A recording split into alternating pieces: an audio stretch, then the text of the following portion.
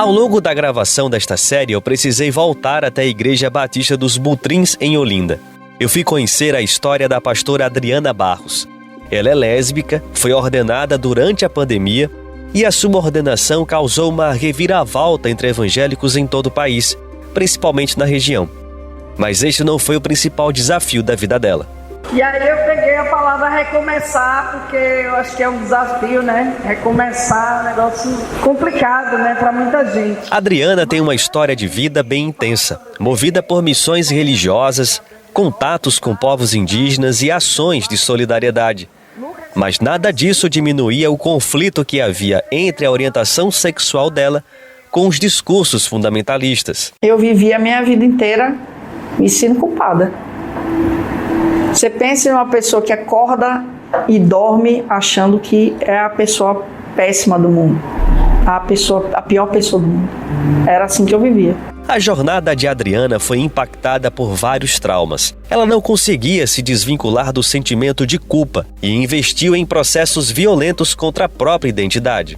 Lugar que faz cura gay, eu falei com psicólogo, eu me internei num lugar para tentar, não, eu vou fazer isso, vou fazer aquilo, e vai sumir esse negócio de mim, porque isso é um problema da criação, é a ausência paterna, não sei o que eles inventam de tudo para fazer a sua cabeça. Eu fui para tudo isso. Então, o fundamentalismo me quebrou, porque eu vivi o tempo todo baseado em culpa. Você imaginou alguém acordar e pensar, não devo existir, né? Ou vou manchar o evangelho. Você vai destruir a imagem do evangelho. Você vai acabar com a igreja se souberem quem você é. A situação da pastora ilustra as condições das mulheres diante do fundamentalismo religioso. Uma relação atravessada por violações, silenciamento e invisibilidade. Isso acaba se transformando numa contradição com a própria demografia evangélica. Apesar de não existirem dados recentes que confirmem esta informação, especialistas e estudiosos, como a equipe do Instituto Tricontinental, apontam que as mulheres representam a maior fatia dos 47 milhões de evangélicos no Brasil. Essa hegemonia feminina não se efetiva em direitos, respeito e igualdade dentro das igrejas, apesar das resistências e das novas perspectivas teológicas. O fundamentalismo acaba guiando a conduta de algumas igrejas em relação ao corpo das mulheres, pautando a postura geral da sociedade.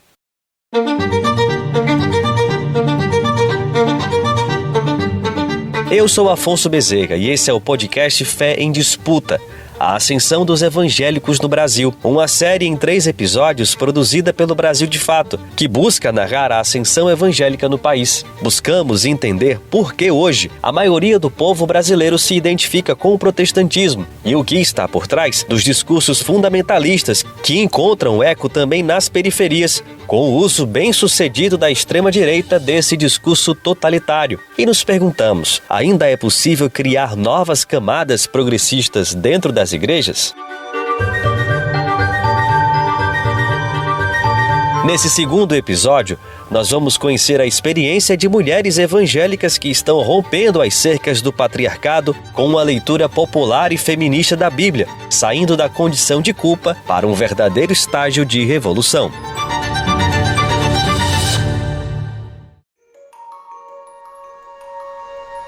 A visão fundamentalista atravessa o campo político. Há projetos de lei nas casas legislativas federais e estaduais que tentam criminalizar o corpo das mulheres. Um exemplo bem recente é o PL 1904, também chamado de PL do estupro, que equipara o aborto após 22 semanas, mesmo nos casos previstos em lei, ao crime de homicídio.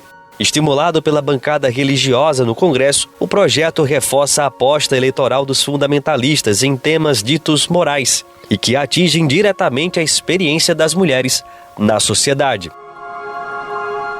O pastor Henrique Vieira, do PSOL no Rio de Janeiro, tem sido uma voz firme no combate ao fundamentalismo religioso dentro do Congresso e tem denunciado como ele é uma ameaça à democracia no Brasil. A frágil democracia está sob ataque. O retorno no mundo e no Brasil de perspectivas deliberadamente autoritárias, misóginas, racistas, que pegam estas violências e escalonam colocam como projeto de poder é isso mesmo, de forma cada vez mais descarada, nítida, visível. Um dos elementos desse extremismo político cada vez mais dentro das estruturas de poder, um desses elementos é o fundamentalismo religioso.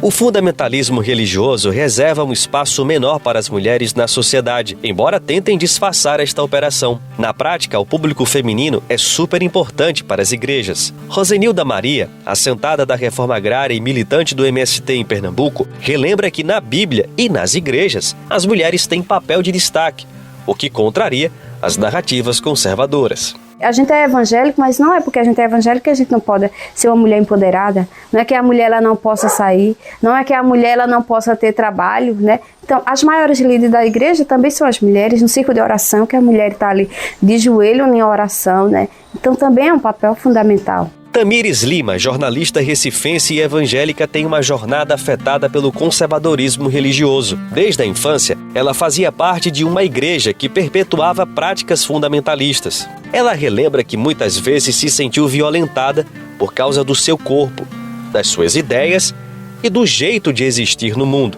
Apesar disso, dentro daquela estrutura, ela não conseguia perceber as agressões. Eu praticamente nasci já na igreja, né? Porque eu sempre ocupei esses espaços. Então, todas as minhas lembranças praticamente de infância, adolescência e início de juventude são nesses espaços que eram tradicionais. Quando eu faço essa leitura das violências, eu entendo, caramba, eu passei por muito processo violento com o meu corpo. Até de uma violência que é velada, que muitas mulheres nem entendem. Porque a violência ela não só está na violência física, não atingir você, bater você. Não, ela está na violência, no discurso, né? Principalmente nos discursos religiosos.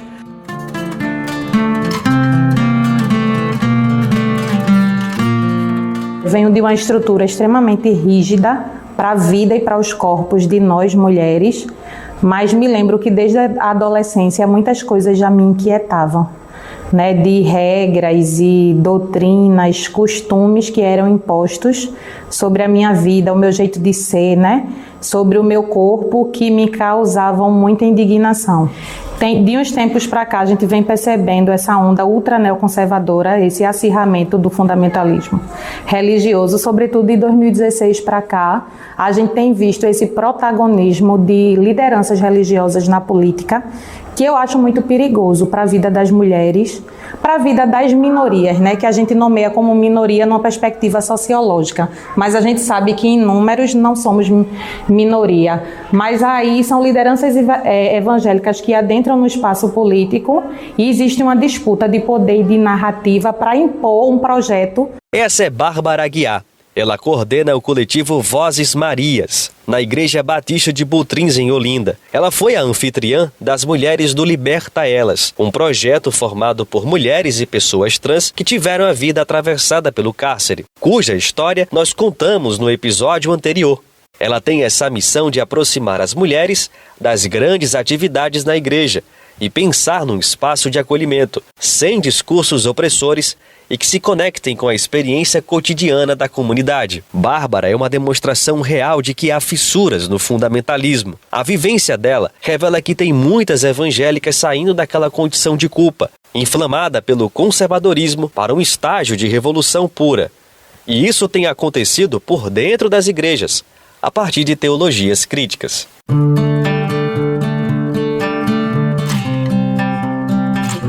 Ódia Barros é uma das expoentes da chamada teologia feminista e popular da Bíblia. Em 2006, ela ajudou a criar o grupo Flor de Manacá, em Alagoas, que reunia mulheres em Maceió para fazer uma leitura popular e feminista dos textos bíblicos. A conclusão dela é de que aquele movimento ajudou as mulheres a se libertarem da cultura patriarcal. A teologia feminista dentro do cristianismo patriarcal é um machado bastante afiado que corta essas raízes patriarcais que foram dominando A narrativa cristã, de diferentes maneiras, essa raiz patriarcal foi, tomando conta do cristianismo. A Ilse Moreira, jornalista evangélica, retorna aqui ao nosso papo para explicar que o tratamento dispensado pelo fundamentalismo religioso contra as mulheres não tem respaldo na prática e nem nos textos bíblicos. É uma interpretação literalista da Bíblia e que busca enquadrar as escrituras ao projeto de poder conservador.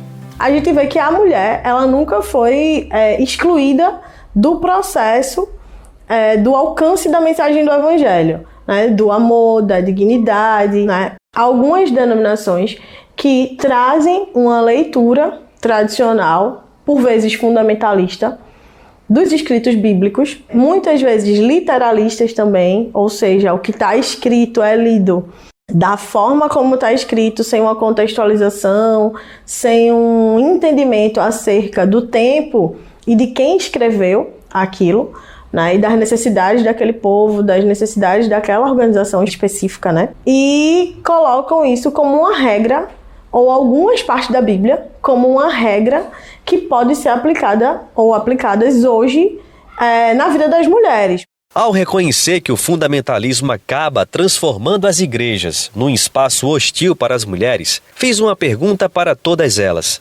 O que lhe faz permanecer, então, dentro de uma estrutura que historicamente oprime você e outras irmãs? Bárbara Aguiar, do coletivo Vozes Marias, resumiu o que ainda faz com que todas elas permaneçam. E aí eu costumo dizer que, historicamente, tantos lugares nos foram roubados na condição de mulher e que eu decido não abrir mão do meu espaço de fé, onde eu exerço a minha espiritualidade e o meu acesso ao divino.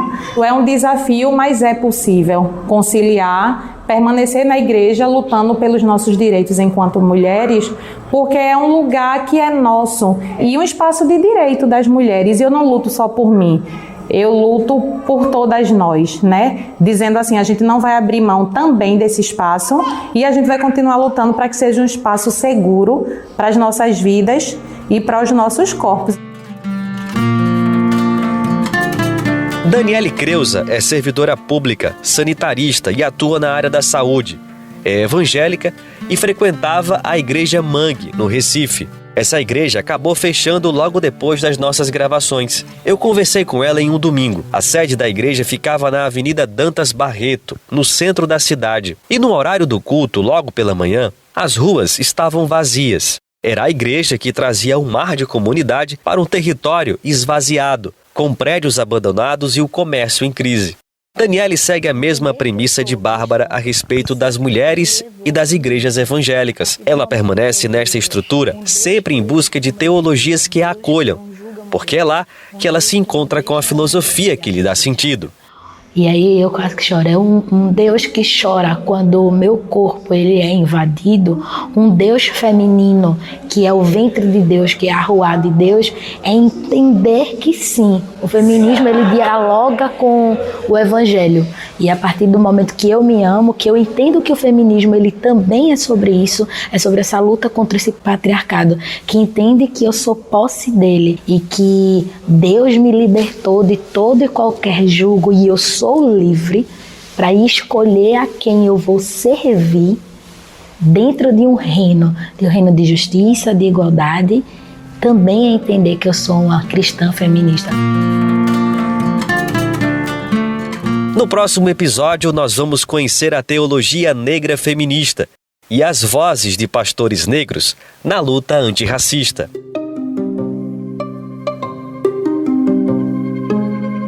Esse é o Fé em Disputa, um podcast do Brasil de Fato que narra a ascensão demográfica e política dos evangélicos no Brasil.